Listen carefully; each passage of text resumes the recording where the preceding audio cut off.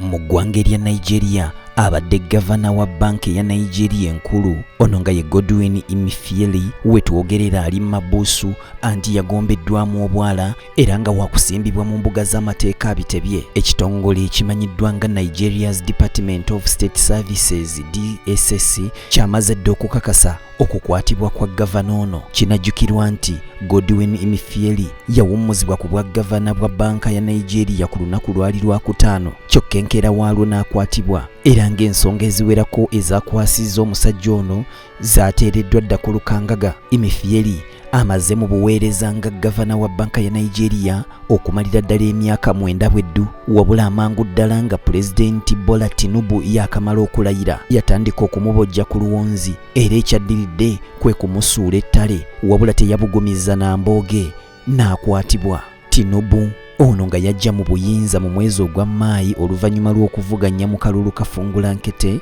bw'atyo n'amala n'alondebwa nga pulezidenti w'eggwanga erya Nigeria. Yagobye Tinubu mu ofiisi y'obwa gavana era n'alangirira nti okumunoonyerezaako kulina okutandika mbagirawo, era n'alambulula nti kino yakikoze olw'ensonga nti ebimu ku bigendererwa bye bwe yali ajja mu bukulembeze kwe kwali okuddaabulula ensimbi wamu ne banka y'eggwanga erya Nigeria.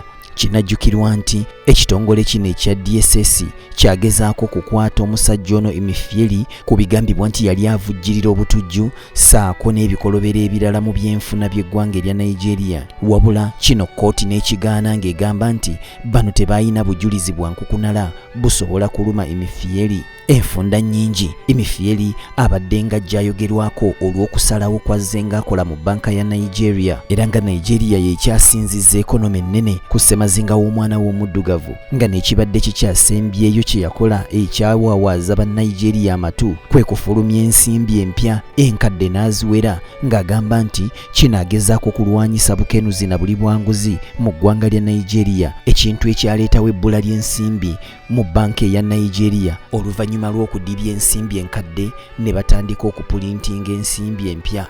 Era nga bino byonna Emefiele by'azze akola biretedde emiwendo gy'ebintu okubeera nga gyekanama mu ggwanga lino. Kale wano amangu ddala nga Emefiele yakagobwa ku bwa gavana bamusikisizza omulala amanyiddwa nga Folashodun Adebisi Tinubu, ono nga yabadde deputy governor.